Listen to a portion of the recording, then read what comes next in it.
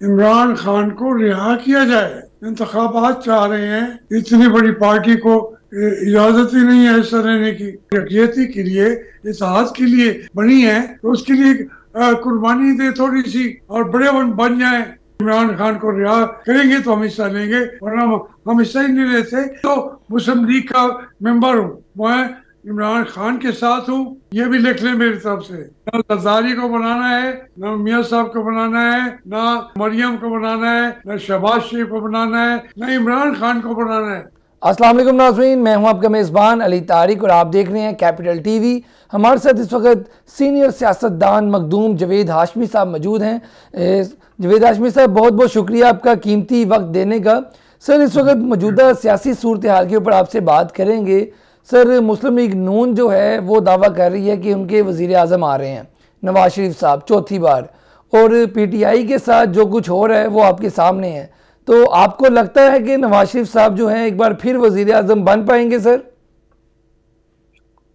देखिए, आपकी जो आजकल मौजू बना हुआ है वो ये है कि किसको इक़्तिदार मिलना है, किसको नहीं मिलना।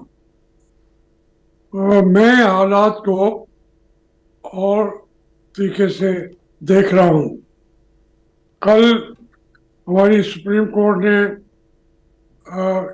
मिलिट्री कोर्ट्स को काम करने का हक दे दिया है। कल से हमारे मुल्क में तो जो मिलिट्री कोर्ट्स कायम होंगी तो ये बहुत सारे इख्तियारात जो है वो फिर हमारी एस्टेब्लिशमेंट के पास होंगे और वही फैसले करेंगे। अच्छा सर, नवाज शरीफ साहब तो एहतसाब का बयानिया लेके आए थे और फिर उन्होंने एहतसाब का बयानिया जो है पीछे फेंक दिया और खुद आगे चले गए। तो ये जो बयानिया उन्होंने ख़त्म किया अपना एक, इससे आपको लगता है कि नून लीग का वोट बैंक तो सर ख़त्म हो गया? पंजाब में तो बड़ी बुरी सूरत हाल है इस वक्त नून लीग के लिए। और PTI का वोट बैंक आप कैसे देखते हैं इस इलेक्शन में? 8 फरवरी का जो इलेक्शन है क्या होने जा रहा है सर? आप नवाज शरीफ साहब के बारे में आपने फरमाया, मियाँ साहब ने तो कल भी बयान दिया है कि ये सारा कुछ जो हुआ है सुप्रीम कोर्ट के जजों ने, दूसरों सारा, तो उसका हिसाब तो होना चाहिए। वो तो हिसाब की बात कर रहे हैं। आप शायद अली तारिक साहब शायद सुनी नहीं आपने बात। सर मैंने बिल्कुल सुनी है, सर मैंने सुनी है, लेकिन सर जिस तरह वो आए हैं वापस, जिस तरह एक जलसा हुआ है, जिस तरह बाकी मामला था, सारे यही कह रहे हैं कि नवाज शरीफ साहब जो हैं कोई डील करके आए हैं। क्योंकि जब पहले उन्होंने आने से पहले जो एक तकरीर की थी वो तकरीर वो अग्रेसिव तो नज़र नहीं आया कहीं पे। और एक जमात के साथ जिसका नाम PTI है उसको आप देख लें, जलसे की भी इजाज़त नहीं है और बाकी मामला भी आपके सामने है, लेकिन बाकियों को जलसों की, कन्वेंशन की और टिकटों के जो तकसीम है उसकी खुलेआम इजाज़त है। तो आप जैसे सीनियर सियासतदान जो हैं, ये जो फ़र्क है इसको कैसे देखते हैं सर? देखिए, जो PTI की बात आपने की है, मैं आपकी बात बड़ी गौर से सुनी है मैंने। देखिए, मैं तो समझता हूँ कि इंतखाबात, नो इंतखाबात, जलसा होना ना होना, जो कहते हैं उनको जलसे की हर जगह इजाज़त मिल रही है, वो तो कर ही नहीं रहे। एक जलसा किया और फिर वो पार्टियां कर नहीं रही। कहीं कहीं बिलावल भुट्टो साहब कर रहे हैं, वरना कन्वेंशन तो ज़्यादातर तहरीके इंसाफ कर रही है। बात में इससे आगे चली गई है।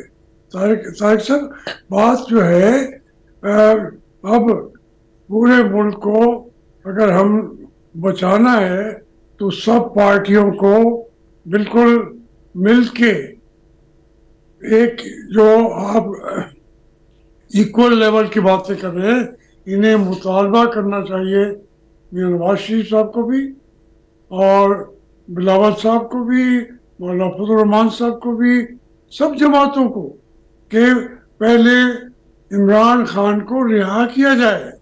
क्योंकि हम इंतखाबात चाह रहे हैं जिसमें इतनी बड़ी पार्टी को इजाजत ही नहीं है ऐसा रहने की। अब मैं समझता हूँ कि पीटीआई जो है इन सबसे बड़ी जमात बन चुकी है, और वो देहातों तक, हर जगह तक जब भी इलेक्शन हो गए उसने जीतना है। और उसको उसके अगर जीतने के मौके अवाम देना चाहते हैं तो ट्रांसफर ऑफ पावर अब तक पाकिस्तान जब से बना है नहीं हो सकी। मसाइल का हल ये है कि किसी जो पार्टी पॉपुलर है उसको इख्तियार दे दिया जाए, वरना पाकिस्तान के मसाइल और ज्यादा देकर गुम होंगे, हमारे हालात अच्छे नहीं रहेंगे।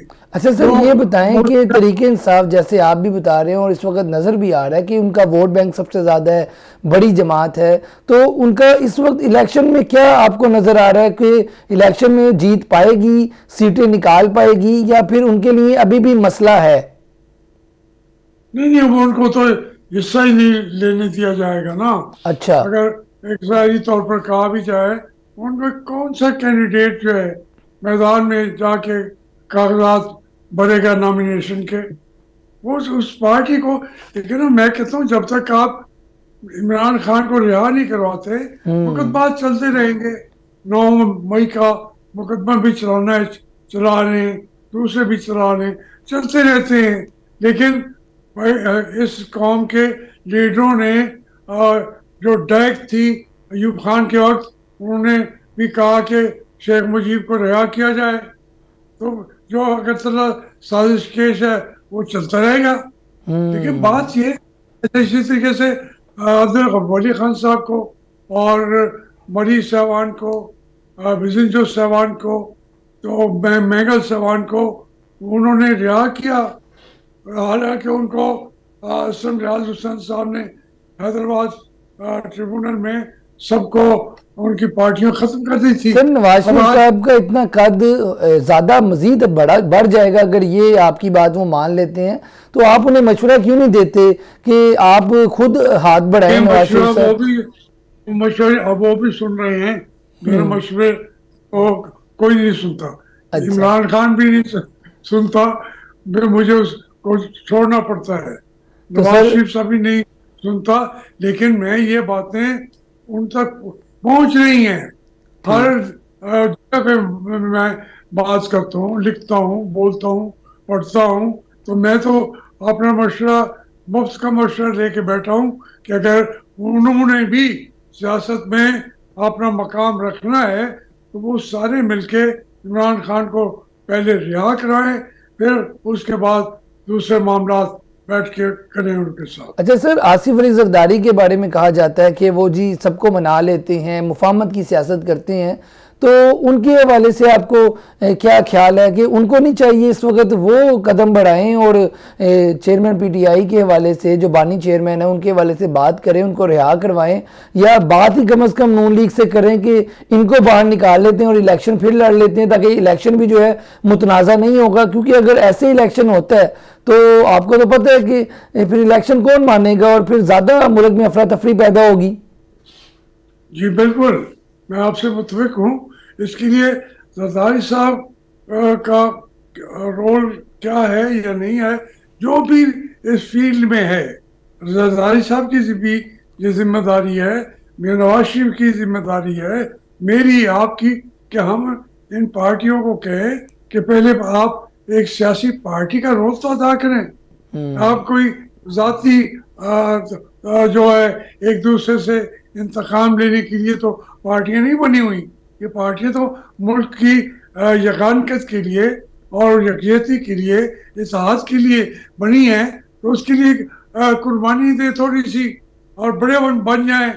आप कहें कि जी इमरान खान को रिहा करेंगे तो हम हिस्सा लेंगे, वरना हम हिस्सा ही नहीं लेते। मैं ये बात इसलिए कह रहा हूँ तारिक साहब, मैंने यूनिवर्सिटी में इलेक्शन लड़ा, मुकाबले पे थे जहांगीर बदर साहब। अच्छा। जहांगीर बदर साहब उस वक्त जेल में थे, वो जेल में थे। हमने मुतालबा किया, जाके मुजाहरा किया गवर्नर हाउस के सामने। जनरल अतीक उर रहमान थे उस वक्त गवर्नर मगरबी पाकिस्तान के। तो हमने कहा कि अगर जहांगीर बदर को आपने रिहा ना किया तो हम भी इलेक्शन नहीं लड़ेंगे। सर आपके जैसा कद बाकी सियासतदानों का भी हो जाए तो फिर मसला खत्म हो जाए ना, लेकिन यहाँ पे तो मुज़ाकरात के लिए भी कोई नहीं बैठ रहा। हम तो सिर्फ मकतब थे, लेकिन पहला सबक यही पढ़ रहे थे। हम तो सारे सियासतदान ना ये है ना हमें, एक तरफ मकतब की बात कर रहा हूँ। अच्छा सर, जमहूरियत है ये। अच्छा सर, ये तरीके इंसाफ से सर क्या इतनी बड़ी गलती हो गई कि उनके साथ अब ये मामलात हो रहे हैं? आपकी नज़र में तरीके इंसाफ की या इमरान खान की सबसे बड़ी गलती क्या थी? 9 में ही गलती थी या उससे पहले ये नाराज कर चुके थे? अब अगर गलतियों का हिसाब है तो इमरान खान साहब को मैं तो कहूँगा, जब मुझे उन्होंने कहा था कि जनरल हमें कहते हैं धरना दें, सुप्रीम कोर्ट के जजेस भी साथ मिल चुके हैं, नवाज शरीफ को निकालना चाहते हैं, आए उसको मिलकर निकालेंगे तो फिर हमें हुकूमत मिल जाएगी। तो मैंने कहा था इमरान खान साहब से जो बात की थी वही आज मैं नवाज शरीफ से कर रहा हूँ। सही, जब आपने खान साहब ने आपको बताया कि जर्नैल ये कह रहे हैं तो आपने उनको मना किया कि आप ये ना पार्ट बने इन चीज का? क्या उस वक्त आपका रद्द-ए-अमल क्या था? मना क्या शदीद मदद किया। जब नहीं माने तो फिर मैंने उनका साथ छोड़ दिया। आप समझने नहीं रहे मेरी बात। मैं पार्टियों को कहते रहे, जब नहीं मानते वो बड़े लोग हैं, मेरी हैसियत कुछ नहीं होती, फिर मैं कहता हूँ कि इस एक्शन का मैं पार्ट नहीं बनना चाहता, मैं आके घर बैठ जाता हूँ, मैं खुदकुशी कर लेता हूँ। जो इक़्तिदार मिल रहा होता है मैं उससे आंखें फेर लेता हूँ, तो फिर इक़्तिदार मेरे घर पे आएगा, मेरी मिन्नतें करें। सर अब हल बताएं सर, जवेद हाशमी साहब हल बताएं। हल यही है कि इस वक्त इमरान खान को बाहर निकाला जाए, और जैसे कि आप कह रहे हैं कोई और हल है नहीं। तमाम पार्टियां मिलके अभी एक जद्दोजहद करें, क्योंकि मुल्क के अंदर मिलिट्री कोर्ट्स आने के बाद इससे बड़ा ताकतवर हमारे मुल्क में जो एस्टेब्लिशमेंट है वो इससे बहुत ज़्यादा ताकतवर हो गई है। वो बैलेंस क्रिएट करना चाहिए। हमें अपने कमांडर इन चीफ साहब से भी हम तो इस्तिदा करेंगे, उनसे भी रहम की अपील करेंगे कि वो इख्तियारात उनके पास हैं, लेकिन वो खुद हमेशा के लिए नहीं रहेंगे, तो वो उन इख्तियारात को वापस कौम को दे दें जो उनका आईनी हक है। सर आपकी बात और आपका जो ये बात है ये बड़ी ठीक है, इससे जमहूरियत भी जो है हमारी बचेगी और बाकी जो सियासी जमातें उन्हें भी स्पेस मिलेगी। सर लास्ट में ये बता दें कि अभी बहुत से कारकुन जेलों में हैं, आपने भी ये सारी चीज़ें देखी हुई हैं, बल्कि आपने भी जेलें भी काटी हुई हैं, तो क्या पैगाम इस वक्त आवाम को मैसेज किया है, लोगों को क्या मैसेज है? अफरा तफरी लोगों के अंदर बड़ी ज़्यादा है, खौफ है, लोगों में डर है, इसके हवाले से आप क्या मैसेज देना चाहेंगे पूरी कौम को? क्योंकि आप जैसे सीनियर सियासतदान ही जो हैं सारे मामलात को समझते हैं, इक़्तिदार की भूख नहीं है, तो क्या मैसेज है सर? देखिए, मैं तो ये 4-5 साल भी मैं अपनी जिद्दोजहद मैंने जारी रखी है, उसकी सजाएं भी मुझे दी हैं। मेरी तमाम जो ज़राए आमदनी थे उनको स्क्वीज कर दिया। क्या है, मेरी फैक्ट्रियाँ, मेरा जो घर थे, जो हमारे हर चीज़ को उन्होंने आके स्मैश कर दिया। लेकिन ये इमरान खान का दौर ही था ना, लेकिन मैं इमरान खान को तो उसका मैं जिम्मेदार ही नहीं ठहराता। मैं कहता हूँ जो असल ताकत है वो बाजवा साहब थे या फैज़ हमीद साहब थे। तो हम इसलिए मैं जो इस वक्त ज्यादतियाँ हो रही हैं, मुझे उस वक्त फैज़ हमीद साहब की तरफ से पैगाम दिया गया, इसको टेलीविज़न पर बैठ के हफीजुल्लाह ने न्याजी ने ये कहा था कि मुझे पैगाम आया है और उन्होंने इस जावेद हाशमी का दूसरा बाजू पहला भी हमने तोड़ा था, दूसरा भी हमने तोड़ देना है। तो वो कहते, उन्होंने कहा वहाँ पे टीवी प्रोग्राम में कि उन्होंने कहा कि जावेद हाशमी को तुम जानते हो, वो दूसरा बाजू भी चला जाए वो आपको सरेंडर नहीं करेगा। बात ये है ये ज्यादती जितनी अब हो रही हैं, ये भी ये एक और तारीख लिखी जा रही है। हजारों आदमी उनके जीवनों के अंदर है, बाहर है, धक्के खा रहे हैं, कोई घरों में आके बैठ नहीं सकते। वो आज इस ताकत में भी नहीं है कि वो आके अपने कागजात नामजदगी पेश कर सके। तो मखदूम ये जो साहब आप भी नवाज शरीफ को बड़ा जानते हैं करीब से। वो तो एक धमकी के साथ तहरीक इंसाफ की पूरी क़यादत एक धमकी के साथ, एक दिन की जेल के साथ वो तो धड़ाम से गिर पड़े हैं। बिल्कुल। तो इसलिए पार्टियों के अंदर भी जो खामियां हैं उन्हें भी उनका ख्याल करना चाहिए आइंदा के लिए। मैं तो मुस्लिम लीग का मेंबर हूँ, मैं तहरीक इंसाफ में कभी जाने का अभी सोच भी नहीं सकता, लेकिन इन तमाम इश्यूज पे जो हो रहे हैं इमरान खान के साथ, मैं इमरान खान के साथ हूँ। मैं जिनसे ज्यादतियाँ हो रही हैं उनके साथ हूँ, उनकी बातें चलाऊंगा, उनके लिए तारीख चले तो भी मैं आगे बढ़ के आ जाऊंगा। और इसीलिए क्योंकि मुस्लिम लीग का मेंबर हूँ, मैं मियाँ साहब को भी मुतालबा करता हूँ कि वो आइन के मुताबिक खड़े हो जाए और इमरान खान को रिहा करवाएं। सर लास्ट पे बस एक क्वेश्चन को और जवाब दे दें। आप नवाज शरीफ साहब के बड़े करीबी रहे हैं, इमरान खान को भी आप करीब से जानते हैं, तो अगर मियां मोहम्मद नवाज शरीफ साहब चौथी बार वज़ीर आज़म बन जाते हैं, क्योंकि 3 बार उनका मसला हुआ और उनको जाना पड़ा, वज़ीर आज़म शिप अपनी छोड़नी पड़ी, तो इस बार आपको लगता है कि मजाज उनके ठंडे रहेंगे या उन्होंने कुछ सीखा है अपने पिछले माजी से कि इस बार वज़ीर आज़म बन के वो कोई ऐसा मामला नहीं करेंगे कि फिर वज़ीर आज़म से उनको हाथ धोना पड़े, या कुछ और है पीछे माजी में, कुछ और चल रहा है उनके दिमाग में? मैं मियां नवाज शरीफ जो है उसके अलावा जो है कौन से वज़ीर आज़म कामयाब रहे हैं इस मुल्क में, किसने अपना वक्त पूरा किया है, किसकी हुकूमतें रह गई हैं? ये कोई आप सब तो बात और कर रहे हैं, मैं बिल्कुल और कर रहा हूँ।